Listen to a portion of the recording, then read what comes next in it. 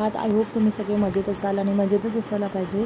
तर आता वाजले सकाळचे 6:30 आणि आम्ही आलेलो आहोत आंगणेवाडीला। तर आंगणेवाडीच्या जत्रेला आणि बघू शकता की किती गर्दी आहे।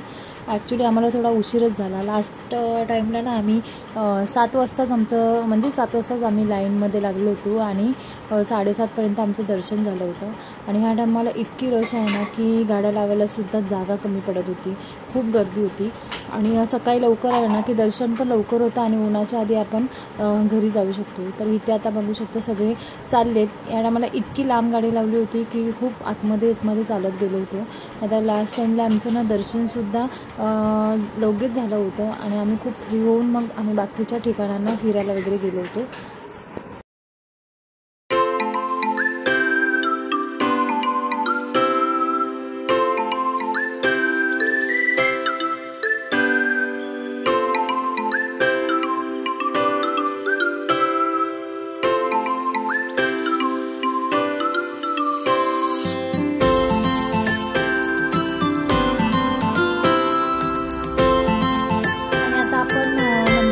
जवळपास आलो आणि इथे ना पूर्ण रस्त्याला जत्रा भरलेली असते आणि जत्रा बघितल्या ना की असे लहानपणीचे आपले दिवस आठवतात। जत्रेमध्ये अशा छोट्या छोट्या बारीक मोठ्या अशा सगळी खेळणी बाहुल्या वगैरे अशा वेगवेगळ्या प्रकारचे ना मस्त विकायला घेऊन बसलेले असतात। लहान त्या पाण्यामधल्या चालणाऱ्या बोटी अशा खूप साऱ्या गोष्टी आहेत जे बघून आपल्याला लहानपणाची आठवण येते। तर बघू शकता की सकाळीच ॲक्च्युली हे ना रात्रीपासूनचे सगळे बसलेले असतात जत्रेला। सकाळी थोडं म्हणजे मध्यरात्री झाले ना की मग थोडं झोपून उठून वगैरे त्यांचे हे स्टॉल चालूच असतात। काय स्टॉल तर अजून लागत होते, म्हणजे त्यांनी ओपन केलं नव्हतं, बंद करून ठेवलं।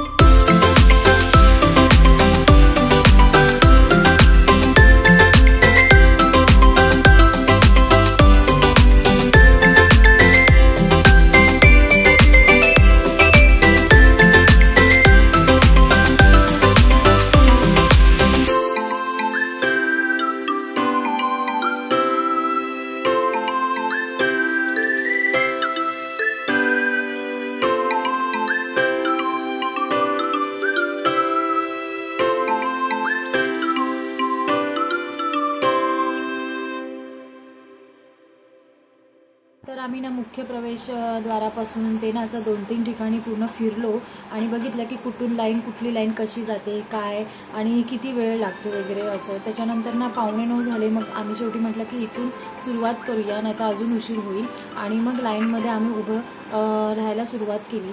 आणि ह्या टाईमला ना सूरज तर लास्ट इयरला आमच्यासोबत आलाच होता. या टाईमला विनीताला आम्ही घेऊन आलो होतो. विनीता, शर्विन, परत संगम आणि श्रेयश ह्या हे असे तिघं नवीन होते की पहिल्यांदाच भराडी देवीच्या दर्शनासाठी आले होते. आणि बघा आता लाईन थोडी चालत चालत अशी वरती आम्ही लाईनमध्ये आलेलो आहोत. तर अशा वेगवेगळ्या ठिकाणावरून ना त्यांनी मुख्य म्हणजे देवीच्या दर्शनासाठी अशा वेगवेगळ्या लाईन केलेल्या. तर जे भराडी देवीच्या दर्शनासाठी जातात जत्रेला तर त्यांना या सगळ्या गोष्टी माहितीच असेल. आणि खाली बघू शकता की किती रश होती, जवळजवळ खाली ना भांडणंसुद्धा होत होती. आणि खूप बंदोबस्त वगैरे पण व्यवस्थित होता सगळं केलेलं. तर व्यवस्थित सगळं सुरळीत पार पडलं. तर आम्हीसुद्धा जवळजवळ 1 तास लाईनमध्ये होतो. 9:15 दरम्यान आम्ही सुरुवात केली होती लाईनमध्ये उभं राहायला. ते आमचं दर्शन होतपर्यंत 9:10च्या आधीच आम्ही लाईनमधून म्हणजे दर्शन वगैरे करून बाहेर आलो. तर इथे बघू शकता की आता आम्ही देवीच्या दर्शनासाठी पोचलेलो आहोत. खाली आता थोड्याच वेळामध्ये उतरू आणि अशा प्रकारे सगळ्या लाईनीना मग एकत्र होऊन असं दर्शन होत होतं देवीचं. आणि खूप छान दर्शन झालं. तर आतमध्ये फोटोशूट वगैरे करण्यासाठी अलाव नसतं आणि आम्ही स्वतःहूनसुद्धा करतच नाही कधी. तर आता संध्याकाळचे 6 वाजलेले आहेत आणि आम्ही भराडी देवीच्या दर्शनावरून येऊन ना आराम केला. कारण 2 दिवसाची ना खूप ट्रॅव्हलिंगमुळे दगदग झाली होती, झोपसुद्धा नव्हती झाली. आणि इथे आता संध्याकाळचं जे काही रुटीन आहे आमचं ते मी शेअर करणार आहे. आणि इथे बघू शकता हे माझ्या आत्याचं घर आहे. तर पटकन तुम्हाला एक छोटीशी होम टूर देते की कसं आहे सगळं. तर छोटंच आहे पण छान आहे. आणि ती एकटीच असते आणि ती इथे फक्त आता 8-10 दिवसासाठी वगैरे आलेली होती. नाही तर ती सहसा तिच्या मुलांकडे असते, गोव्याला असतात तिची 3 मुलं, तर त्यांच्याकडे असते. आणि रेशनचं सगळं घेण्यासाठी वगैरे ती येते महिन्यातून 8-10 दिवस वगैरे इकडे असे मालवणला. तर हा किचन एरिया आहे. आणि हा जो आता पाठीमागे दिसेल तो हा बॅक साईडचा एरिया आहे. तर रोड टच घर असल्यामुळे ना खूप हुशारी आहे. आणि इथे ना समुद्रकिनारा लगतच असल्यामुळे ना सगळ्यांची घरं ही पूर्ण वाळूमध्ये आहेत. तर खूप छान वाटतं. आम्ही लहान असताना यायचो ना तेव्हा खूप मजा यायची.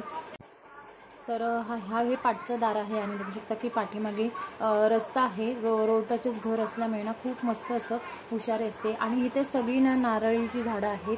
तर सगळीकडे बघाल तर नारळच नारळ दिसतात. आणि ही फ्रंट साईड आहे. हे पाठचे 2 रूम बांधले होते. आणि आता कसं पहिलं ना सगळं मोकळं होतं आणि हे सगळे ना अशी त्यांची चाळच होती की ते सख्खे भाऊ आहेत काकांचे, 3 भाऊ आहेत अजून काका सोडून. तर त्यांची ही लगतची घरं आहेत. आणि बघाल तर प्रत्येकाने आता ना होमस्टे वगैरे केलेले आहेत. मोठे असे 2 मजली 3 मजली घरं बांधलेली आहेत जेणेकरून त्यांचा उदरनिर्वाह चालेल. आणि बघू शकता पूर्ण वाळूमध्ये सगळी माडाची झाडं आहेत. तर आता ना इथे जेवणाची तयारी चालू झालेली आहे. तर देवेंद्र आणि हे सगळे दुपारी ना आम्ही घरी आलो, आराम करत होतो. पण बॉईज लोक होते ते ना स्कुबा डायव्हिंग वगैरे वॉटर स्पोर्ट वगैरे करण्यासाठी गेले होते. तर त्यांनी येताना ना मालवणला जे समुद्रातून मासे पकडल्याच्या नंतर जो लिलाव लागतो ना तर तिथून असे फ्रेश मासे घेऊन आले. तर बघू शकता पापलेट, कोळंबी, बांगडे, मालवणी असे घेऊन आलेले. तर त्यांनी सगळी मच्छी वगैरे साफ करून घेतली. आणि इथे आत्या ना मालवणी पद्धतीचं कालवण बनवणार होती बांगड्याचं. तर तिला म्हटलं तुझ्या हातचं बनव, बाकीचं सगळं मग आम्ही बघतो जेवण. तर मुलांनी मच्छी वगैरे साफ करून दिली. आणि विनीता फिश फ्राय वगैरे करणार होती. इथे आरवला सुद्धा फ्रेश होऊन खेळवत ठेवलं होतं.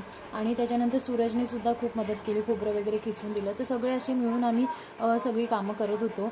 तर मग असा हा छोटासा ब्लॉग होता. म्हटलं तुमच्यासोबत सुद्धा शेअर करावं की आम्ही काय करतोय. मिळून कामं केली ना की पटापट होतात. तर बघा कोळंबी फ्राय केली होती, पॉपलेट फ्राय केले होते, बांगड्यांचं कालवण केलं होतं मालवणी पद्धतीमधलं. तर मग हा व्लॉग आता आपण इथेच एंड करूया. भेटूया मग अशाच नवीन व्हिडिओमध्ये. तोपर्यंत बाय, टेक केअर.